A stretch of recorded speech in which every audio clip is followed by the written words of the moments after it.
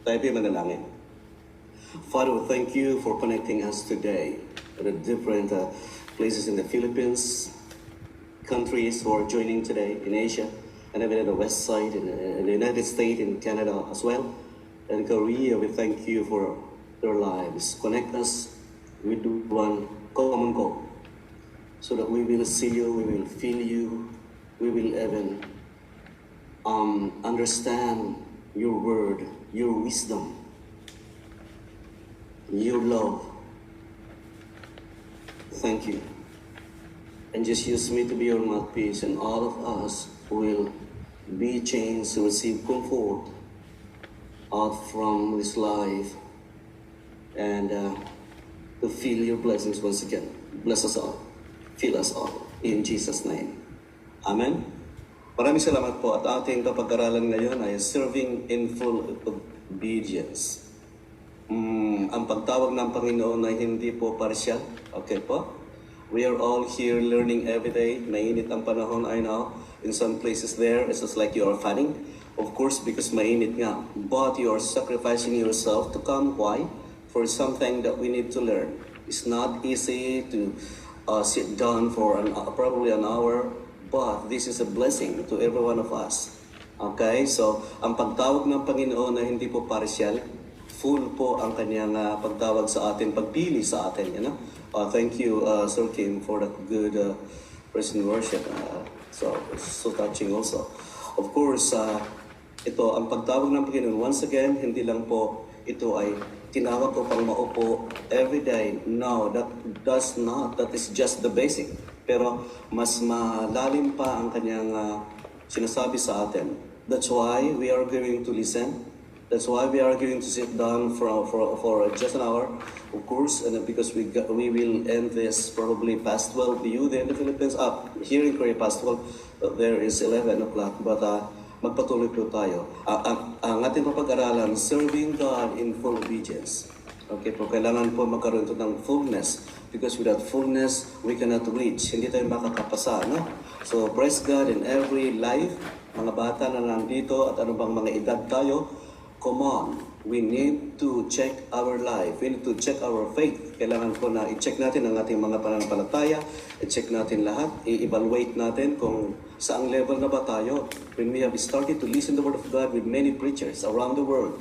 Okay, with every day, saan na tayo tumigil? Which part? Naka 75% na ba tayo? O kaya praise God at may 75, passing grade pa naman. O kaya nag-remain sa 50. O kaya 60.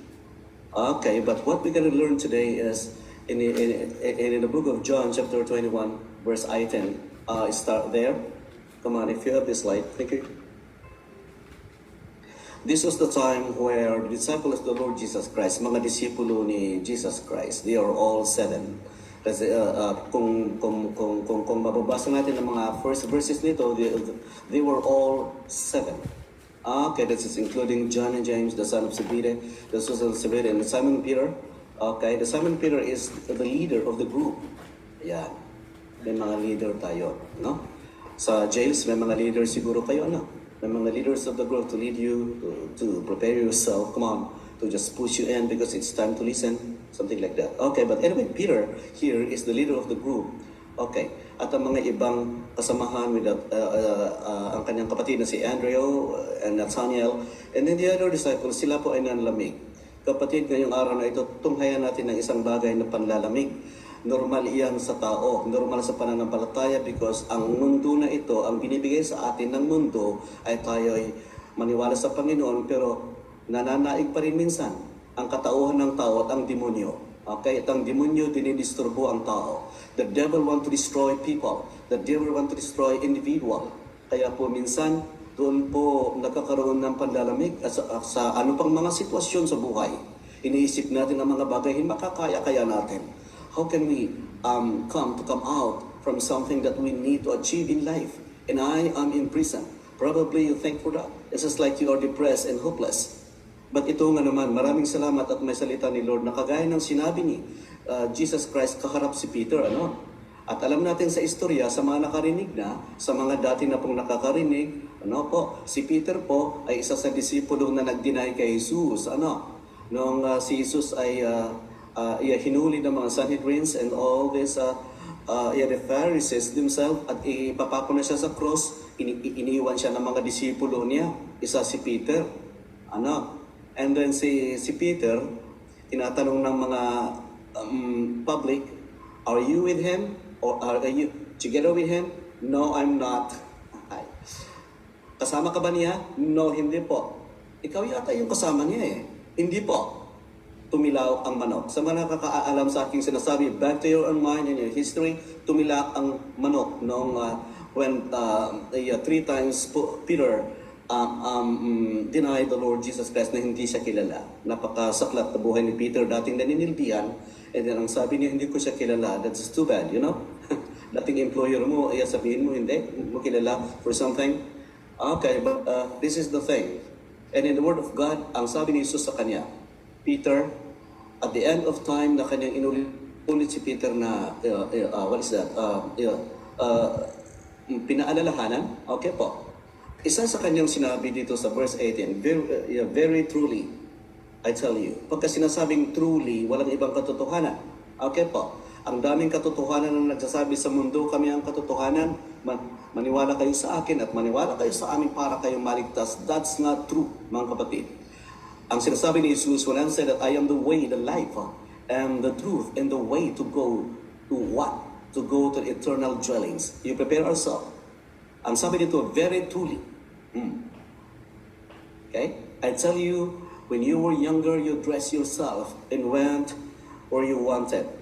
But when you are old, you will stretch out your hands and someone else will dress you and lead you where you do not want to go. Yun ang sinasabi ni Jesus kay Peter. Okay, at nakita natin dito, as youth. Youth means yung hindi pa na-mature sa edad. At alam natin ito, ang master natin, mga sarili natin. Okay?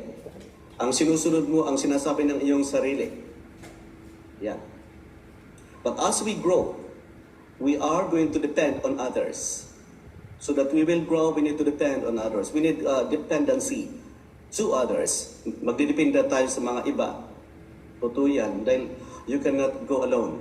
In business, you will not build your business alone without others, without even employee to help you. Okay? There is, but when, see? So ang nakikita natin na pinapaalala ni Jesus kay Peter, you were with your own decision, Peter. Sabi niya, noong bata-bata ka pa at sa mga iyong ginagawa, pero ngayon tumatanda ka na, kailangan meron at meron kang susundan. Meron mag-guide sa'yo. Yun ang sinabi kay Peter.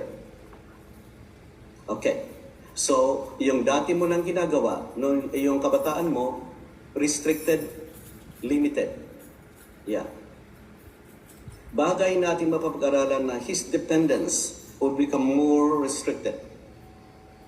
Kaya minsan, nangyari sa buhay ng mga tao at sa mga iba't-iba't nakikinig sa atin ngayon, especially the PDLs, younger years of your life, those was the time, maski matanda ka, pero the thing is, in spiritual, walang bata o kaya matanda.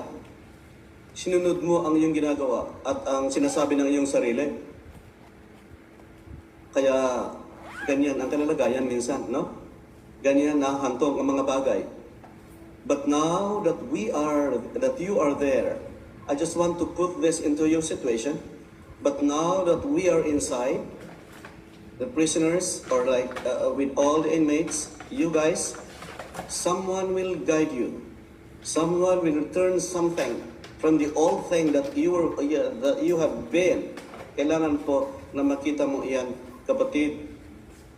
May mag-guide. Maraming salamat sa guidance ng mga warden and the administration of the jails who allow this Bible study online and the Bible study face-to-face, sometimes in the other places, so that the guidance spiritually will come up to reality in your life.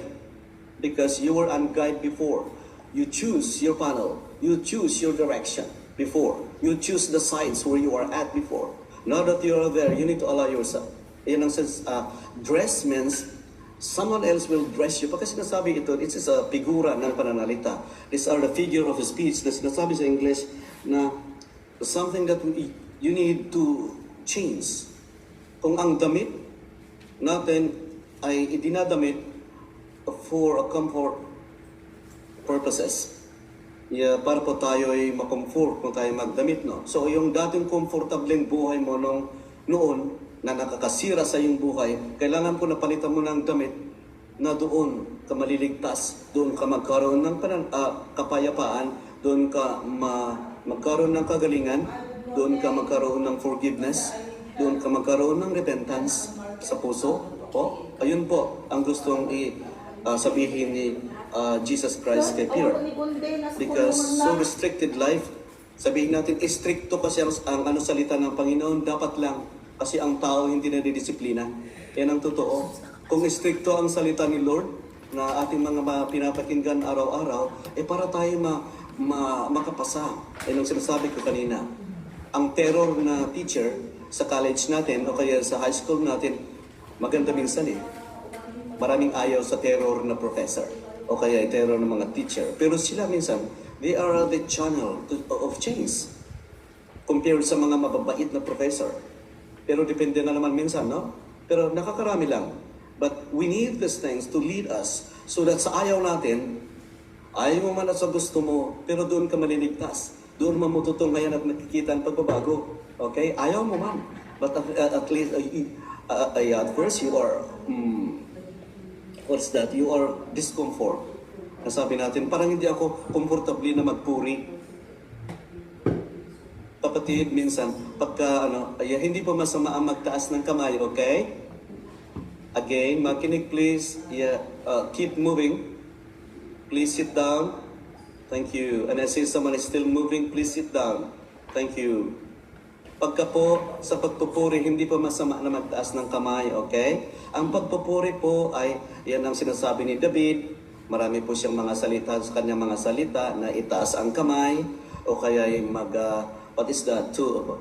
Lumuhod, may mga bagay na ganyan, sa pagpupuri. So wag po kayong, what is that? Do not be discomfort kung magtaas ng kamay ang iyong kapatid.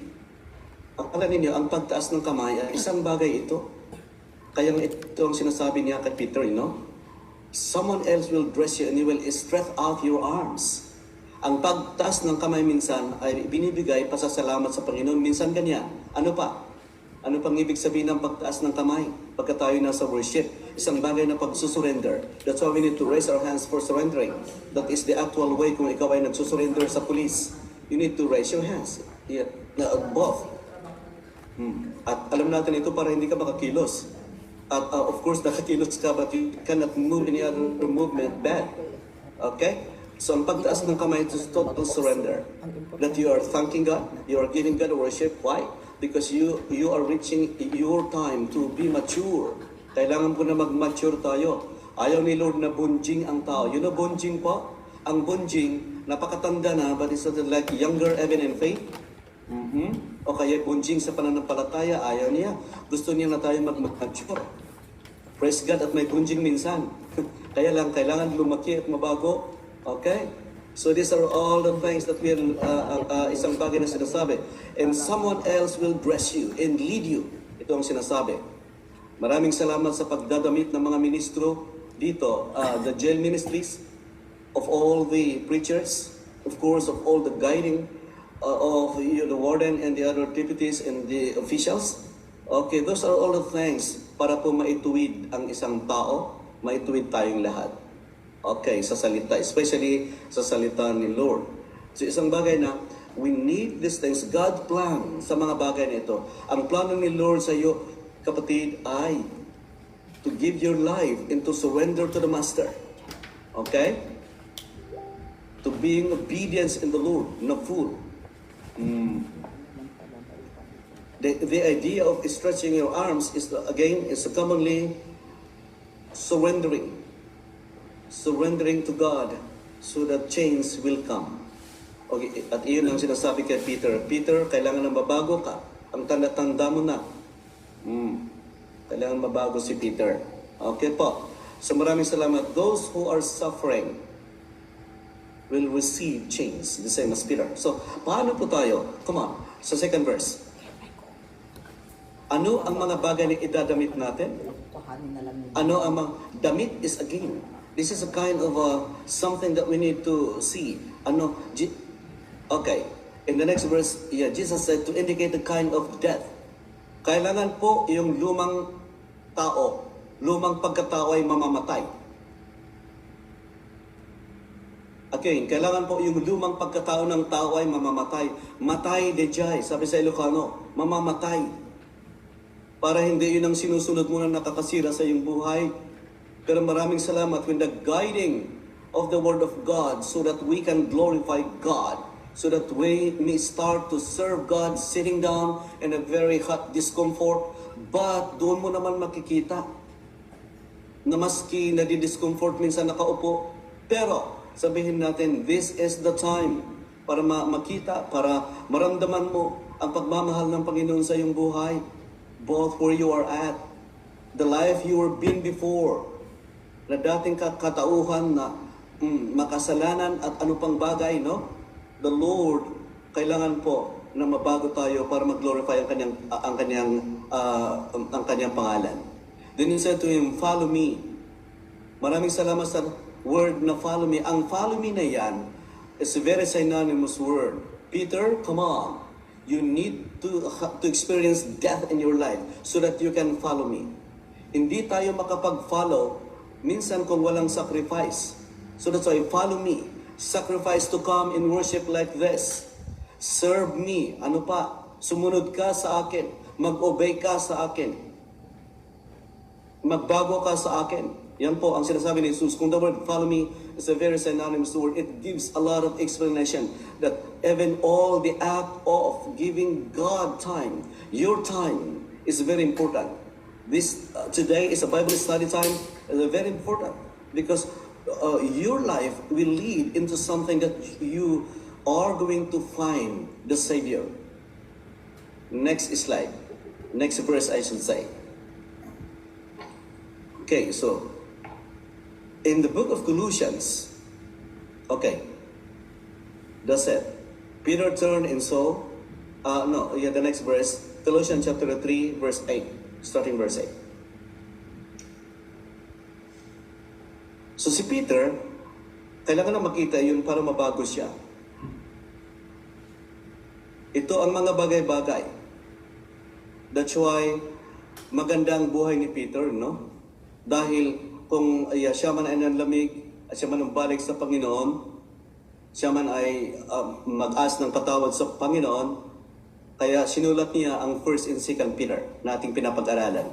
May dalawang libro si Peter.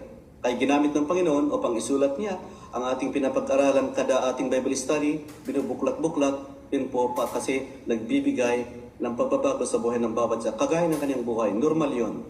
Normal ang panlalamig, pero wag natin patagalin ang panlalamig. Nasabi nyo na manlalamig ka ng 3 taon o kaya 3 buwan. Mahirap. Kailangan mo agapan yan. Kasi para ikaw po ay ma-bless, kapatid. Okay? So, in Colossians, isa sa bagay na sinabi ni Peter, this is Paul, who talked to the people of Colossae. Ang sabi niya, but now you must get rid. Ito po ang mga bagay na ating mga dating ginagawa, no? Dating buhay ng tao. Okay. Dating old life. Nabanggit dito kasi ang ibinigay lang sa atin na oras po ay 30 minutes. So hindi tayo marami sa Biblia ang mga ehemplo o kaya examples ng old life natin, pero nabanggit dito para hindi kung mag-iisang araw tayo dito kung buklatin natin lahat. Pero kunti lang, sa bersikulong ito, makikita natin ang mga basika, mga basic na ating babaguhin sa ating buhay, mga old life natin. Ang sabi dyan, but you must get rid. Get rid means refrain. Itigil na po ang dating buhay. Isa sa ehemplo, galit. Anger, galit. Rage, parehas. Rage is matinding galit at puot.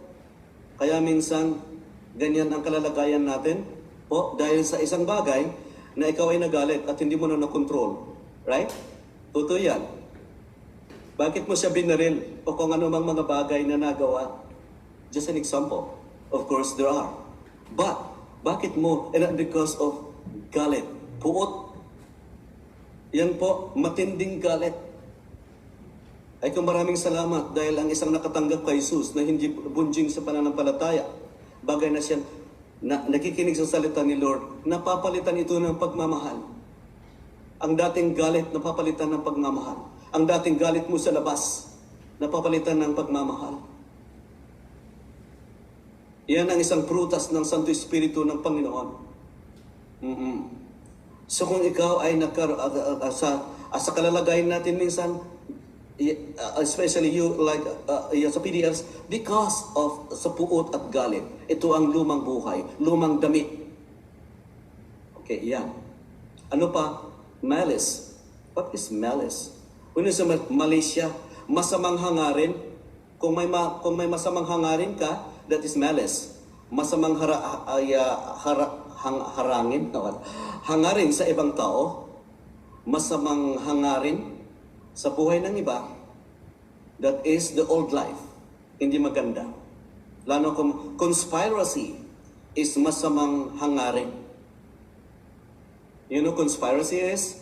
It is a kind of a joint effort of 5 or 10 people conspire themselves together to kill someone or to do unlawful things. Hindi naman lang pagpapatay. Hindi lang sa pagpapatay yan, kundi mga bagay na unlawful. Hindi katanggap-tanggap sa law ng mundo at sa law ng Panginoon. Yan po, ayan is conspiracy. There are many things that being done here. Masamang hangarin. Okay po, ano pa? Slander. When you see slander, damaging others. Paninirang puri. Ang tao ngayon ganito, ito ang lumang damit natin, no? Okay? Damaging the life of others. Yan po, nanira. Pati pa, puri ng iba, nasira dahil sa'yo. Yan, ang mga nangyari. Okay? Ano pa? Filthy language of your lips. Many thanks. That's why ang bibig ng mga nakikinig sa salita ni Lord paunti-unting nababago. Ay yung dating masama ang bibig at masama ang binubuka ng bibig. Someday along the line, when the Holy Spirit works, the tongue will be changed. The tongue will be changed. Ang dila ay mapapalitan. Hindi na siya palamura. Hindi na siya palaging nagmamura. Okay po? Mababago ito because the work of the Holy Spirit in our lives. Okay? Do not lie with each other. Next verse. Okay, next verse. Yeah, so that they can see. Yeah, do not lie since you have been taken off. Ito po. Wag na. Tama na. Ang sabi ni Paul sa mga Colossae, wag na. Ang hirap magsinungaling, mabigat magsinungaling, no? And then since you were taken off the old self, yung dati at tinanggal mo na yan, wag mo na ulit idadamit. Wag mo na ulit idamit. That is a problem. And because we need to practice such thing. Next slide.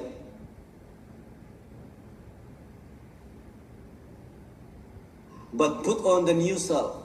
Ito ang ating idamit. Sabi ni Jesus, ito ang iyong idamit. Ulit. Ito ang iyong isuot, I should say, which being renewed in the knowledge, in the image of its Creator. Ito po, binabago tayo araw-araw ng salita ni Lord para po ang mga napapag-aralan magaganda, yun ang ating idamit. Ito yun ang ating isuot. We gonna put it on. Put on your jacket. Put on your hat. Put on your shoes. Wear your dress. Ayan. Yan, di ba po? Okay, next slide. Here there is no Gentiles or Jew, circumcised or uncircumcised, barbarian or Scythian, slave or free, but Christ is all and is in all. Anong ibig sabihin nito? Walang Igorot, walang Ilocano, walang Bisaya, okay? Walang, walang Tagalog, walang taga-Camarines Sur, okay? Walang taga-Baguio dyan. Ang sinasabi lahat po, when culture of the Jews written like this, it speaks of people, the community. sa pagtingin ni Jesus sa buhay ng bawat isa, natuli man o hindi. Okay? Basta iyan ay nanampalataya kay Lord, ano pang buhay siya meron. Okay? Maski na po iyan ay namamali mo sa Quiapo o kaya sa Recto, mga kapatid, kung ito ay naniwala sa Panginoon, ang tingin ni Jesus, He is a King and Queen. Maski napakayaman sa mundo, maraming tinatawag ni Lord ng mga yayaman sa mundong ito. Tinatawag ni Lord, pinili, okay po, ang yaman, at iyon, malaking tulong sa misyon ng Panginoon. We need to appreciate those people who surrender their life in their own state of life, napakayayaman, at kung ano pang klase ng buhay. Okay po. So yan, slavery free, ay hindi pinipili ni Lord kung anong klase tayo buhay, kung anong buhay tayo meron. Okay? Ang pipiliin niya, ang puso na nagre-respond, ang puso na nagsasalita, patawarin mo ako, Panginoon. Ako'y ulit lalapit sa iyo. Baguhin mo ako. Mag-iisang taon na. Okay? And then we need to see these things. So hindi pinipili ni Lord. Next slide. Come on. Therefore, ito po, ito na ang ating ipapalit sa dating lumang damit, dating lumang buhay. Therefore is a conclusion. Sometimes the word of the Lord comes therefore because nagbibigay siya ng magandang resulta. As a result, therefore, ang sabi dito, as God's chosen inmates, chosen people inside the jail, as God chosen people outside the jail, or whoever we are, holy. Gusto ni Lord, holy means i-separate, ihiwalay. Ang dating katauhan, humiwalay na sa bagong katauhan ng tao bilang isang Kristiyano. Holy means separate. Kaya minsan kung pinagtatawanan ka ng mga barkada mo na dati sa old barkada, bakit born again na si kapatid? Yan na po. Maraming salamat because see, ang mga buhay minsan, no? At maraming mga kantsaw. Okay? Anong kantsaw? Okay. Anyway, pangungutya nila sa atin, tayo born again, maraming salamat. We are in a safe place. Pero, nasaan sila? Ang mga nangungutya, ang mga nag-criticize, nasaan sila? Ikaw ay huli. Hinihiwalay ka ni Lord. Hindi man huli ngayon, we need to go with it. Yan ang gagawin ni Lord sa bawat isang pipiliin niya. Magkakaroon doon ng paghihiwalay sa mundo, sa buhay mundo at buhay maka-Diyos. Godly life, dearly love. Ang pagmamahal ni Lord sa atin. Hindi dahil at mapagmahal ang Lord, hindi tumigil doon. Maski na tayo masamang ginagawa, mahal ka ni Lord, no. Ang pagmamahal ni Lord, kailangan, we need to answer it. We need to do our part. We need to symbiotically love the Lord back. Reciprocal love. Kung tayo binigyan ng 100%, bigyan ni natin ang Panginoon ng 100% love. Ganun yan. Pwedeng mahal tayo ni Lord para tayo maligtas and forever, amen. Ligtas now. It's not. We need to do our part every time so that with the dearly love na sinabi dito ay ma-maintain hanggat sa tayo ay mawala sa mundo at kunin ng Panginoon. Clothe yourself with number 1, compassion. Ito po ang ating idadamit na bago. Peter, ito ang iyong idamit. Kung may Peter ba sa inyo dyan? Pakitaas ang kamay ni Peter. Hindi sa dyan ikaw si Peter. Kung mayroong Peter dyan sa kulungan, I praise God at ikaw nga yan. Okay? But, of course, babae man o lalaki, tayo ito. Peter, with the compassion, ito ang iyong isusuot. Compassion means pakikiramay sa iba. May paghabag. Minsan, ang lumang damit walang awang pinaslang. Ang lumang damit ng tao walang awang pinaslang. Ganyan po. Pero maraming salamat. Ito ang isang karakteristik ni Lord, compassion and mercy. In His grace, kaya tayo'y tinawag, tatawagin, manampalataya, tawagin o magsilbi. That is the compassion of Christ.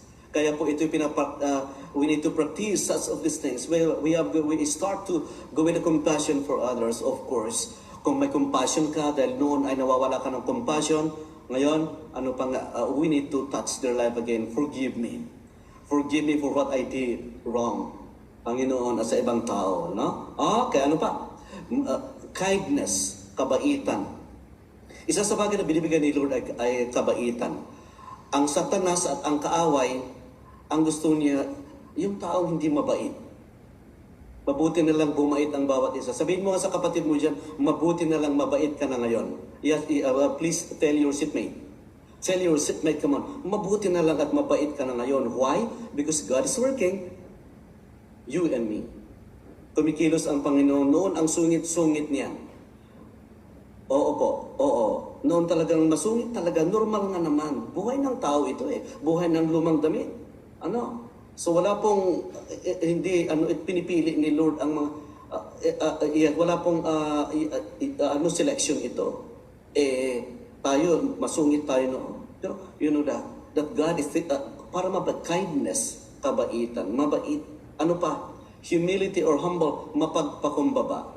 Ang sabi sa ibang bersikulo probably in James probably chapter 1 or 2 or 7, the Lord will purge the proud and give grace to the humble. Napakaganda. Ang mga nagpapakumbaba ay may blessing. Ang ayaw magpakumbaba, it will purge into something that will lose their opportunity. In the event they're blaming anyone. Yan po. Kaya maraming salamat sa mga salita ni Lord. Ito ang ating bagong idamit. Marami. Kaya lang po, hindi tayo matatapos yan. Sinabi ko kanina, these are just the basic. Humility. Okay. Next is gentleness. Okay? Maging calm. Maski may gera sa buhay, let's calm down ourselves and approach God. Yan po. Maski dating gira ang buhay mo, gira sa pamilya, gira ang mga magkakamag-anak, hindi walang forgiveness. Pero ito naman, itong inmates na naniwala sa kulungan, maraming salamat. Dahil the Lord is start to give you a gentle life. The Holy Spirit speaks of He is gentle so that we can even what? We can even emulate the life of gentleness para hindi tayo magkasala. Calm down, mahinahon, no? Maski may gira sa mundo, maski nagkakagulo ang pamilya. Anong ginagawa mo? Minsan tayo ang nagpre-pray sa ating mga pamilya. Okay po?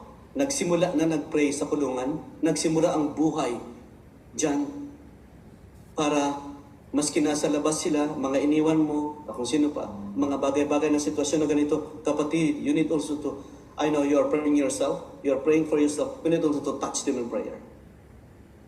To have peace in you, your family, and other people whom you have once quarreled with them and disagreed.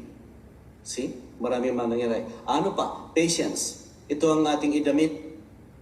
Ito ang ating isuot.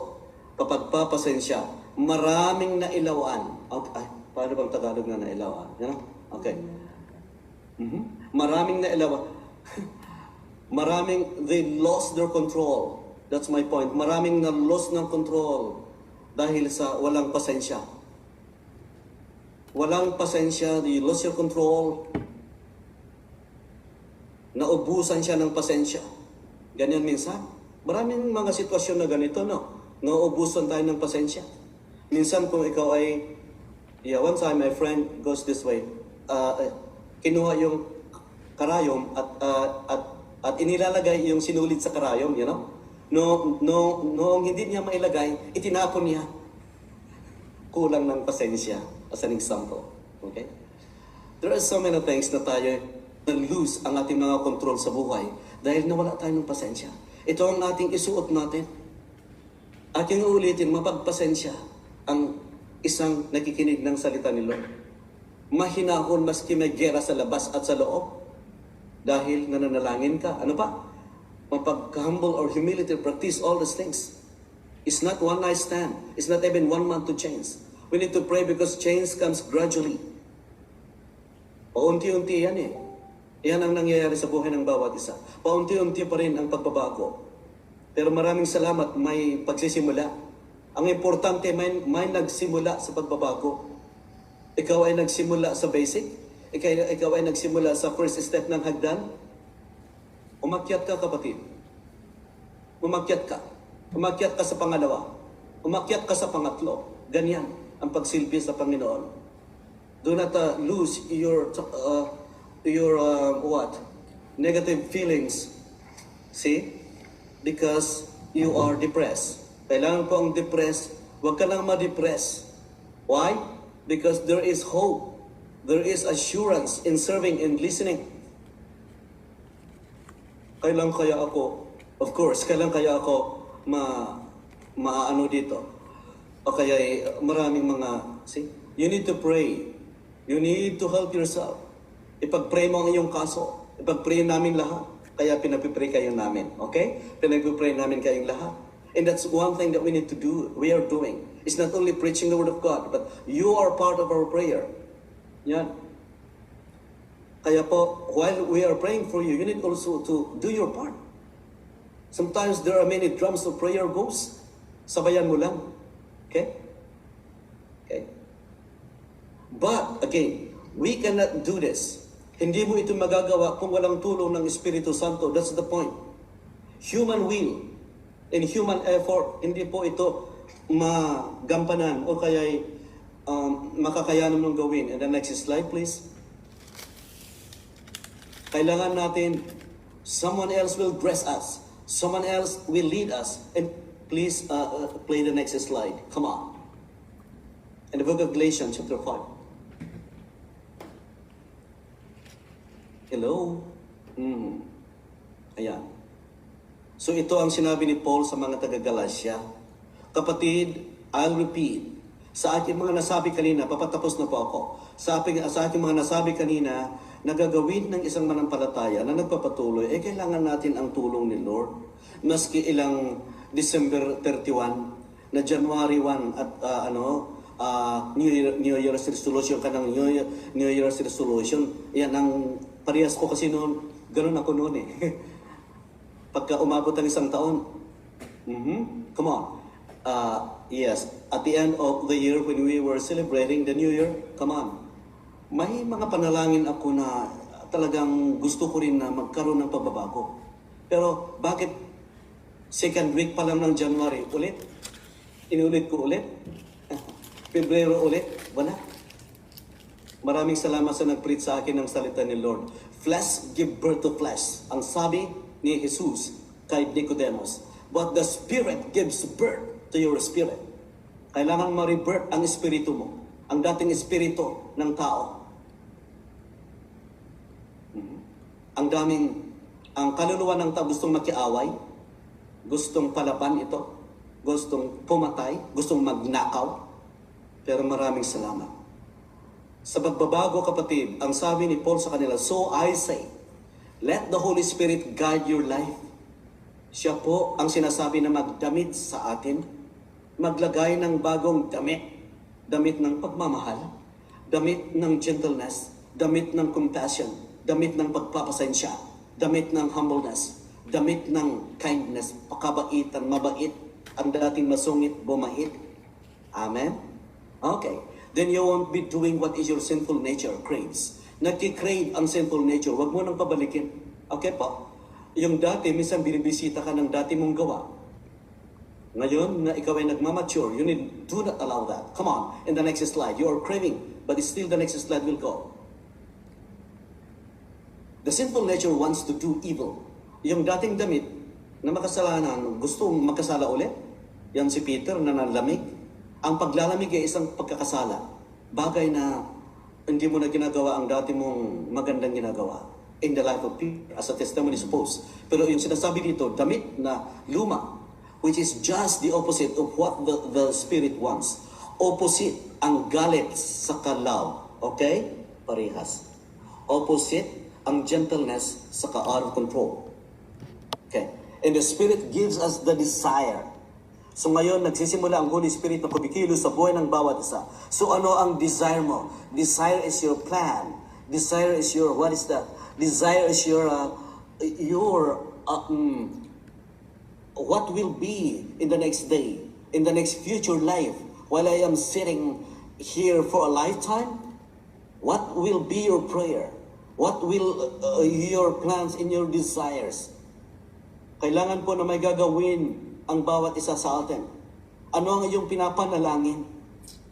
That are the opposite what the sinful nature desires? Huwag mo nang balikan ang mga nakaraan. Kung ikaw ay makalabas dito, praise God, maraming nakalabas. Praise God at maraming nakalabas. At may mga nakalabas na pinagpatuloy ang pagsilbi sa labas. pinagpatuloy ang pagsilbi nung sila nakalabas na sa kulungan. Yan. At may mga testimony mga natatanggap namin. So, we are happy to know that also. These two forces are constantly fighting each other. Ang kabaitan at ang galit o kaya ang puot, kapatid, constantly opposite yan. Ang Holy Spirit na gusto ng Holy Spirit, ang demonyo ay magkaaway, hindi magmatch. Okay po? They are fighting. So you are not free to carry out all those good intentions kasi pati yung sarili mo hindi mo makontrol. Pero ito ang sinasabi ngayon na kailangan natin mga kapatid ang tulong ng Diyos. Kailangan natin ang tulong ng Diyos para ang mga sinabog ito na ating idamit ay nagkakaroon ito ng katuparan sa atin. Come on, in the next slide. Next verse. So again, therefore, if anyone is in Christ, ang nakay Panginoon, ang ginagawa ng nasa Panginoon nagpupuri. Kaya may ihimplo ng pagpupuri. Ito po ay yung pag-upo, sitting down, listening is a blessing. You know? Okay po? Ang pakikinig ay blessing sa ating lahat at sa iyong buhay. Maraming nakikinig pero ayaw maniwala. Pero kapatid, ang bagay na pakikinig ay sabayan ng pananampalataya. Okay? Sabayan ito ng paniniwala para hindi ma-useless. Yun ang aking ibinahagi minsan sa inyo noong nakaraan before I went to the Philippines. I share to you, sa mga nakikinig, kailangan po na wag gawin ang salita ni Lord na chewing gum. In the event, idudura mo lang. Do not only chew the word of God. Wag mong ngunguyain lang ang salita ni Lord. Kailangan kainin mo para mabuhay ka. Kailangan kainin mo ang mga salita ni Lord, na yan ay sinabi ni God kay Ezekiel at John himself. Kainin mo. Wag mong nguyain lang. Kailangan po na kainin o para ikaw ay mabuhay spiritually and physically also. Ano pang gagawin sa salita ni Lord? Hindi lang po yan ang sinabi, drink my word. Drink, ang sabi ni Jesus. Drink it and you may have life. Marami ngayon ang mga nakikinig pero pagka nakinig sa salita ni Lord, they are just only gargling the word of God. Wag nating i-gargle lang ang salita ni Lord. Imumog o kaya imulumog sa Ilocano. Sa Tagalog, imumog or gargling. Minsan idudura mo na. Wag, hindi po ganon. Kailangan inumin ang salita ni Lord. Amen. Amen, sabihin natin, amen. Ayan. Inumin means para ikaw ay mabuhay. Ang taong hindi umiinom, physically, he will end up dry. He will be dehydrated. Madi-dehydrate tayo pag hindi tayo umiinom. Kailangan natin ang tubig. As na kailangan natin ang pagkain sa physical na ito para tayo makatakbo, makaupo, makatulog. May mga taong hindi nakakatulog kung hindi busog. Totoo yan. Pagka walang lansya na matulog, wala. Hindi ka makatulog. Okay, kailangan naman eh. So yan po, para mabuhay ang tao. So the same will be the word of God. Huwag mo nguyain, kainin. Huwag mo lang i-gargle, inumin. Ayan po, para so that you can have life. These are the chains to go with what was I've said a moment ago. Okay, and the new creation has come. Ang pagbabago ni Peter, ni Gregoria, o kaya kung ikaw ay si Tomas dyan, ang pagbabago ni Tomas o si Peter, I am speaking about this doubter, doubter, disciples of the Lord Jesus Christ, isa si Tomas. Kung may nagngangalang Tomas dyan sa inyo, ay hindi na tiyempo na ikaw si Tomas. Na papaguhin ni Lord tayong lahat. Kung may Tomas dyan, I thank you kamo. Okay? I am that and we are that. Okay? Now, has come. And the old has gone and the new has come. Ito ang aking panalangin sa bawat isa na sana po sa ating mga napakinggan sa pagbabago at mga damit na ating isuot. Okay? Ito ang mga bagay-bagay. At mga damit na ating tanggalin, aking mga nabanggit na kanina, sana po may naintindihan tayong lahat. So before I pray for you guys, let's all bow down our heads for prayer. Okay po? Sa bawat isa na nandito, hindi masama na manalangin tayo ng paulit-ulit. Sa mga preacher na nakaraan, of course, they have taught a lot of prayer and lead you sa mga panalangin nila.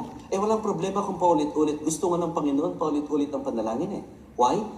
Because the prayer to God, maski pa ulit-ulit, it is a kind of communication back that you are reminding yourself who ikaw ay, what's this? Pinapaalalahanan mo ang iyong sarili sa iyong sinabi para magkaroon ka ng kalakasan ulit that you're gonna remind yourself, and then, if you can be reminded, so that you will receive strength ulit sa iyong pananampalataya kung kayo ma-remind. Kapatid, tayo po ay yumuko. Kung nasaan ka man, kapatid, come on, bow down our heads. Tayo po ay yumuko.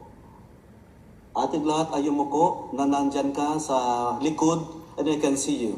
Please bow down your heads at maulit-ulit na tayo yung manalangin. Okay? Please follow me in this prayer. Okay.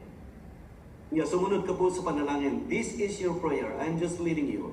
Panginoong Diyos, maraming salamat dahil ako'y mahal mo. Maraming salamat dahil minamahal mo ako. At iyong ibinigay si Jesus para magkaroon ako ng kaligtasan. Panginoong Jesus, sa araw na ito,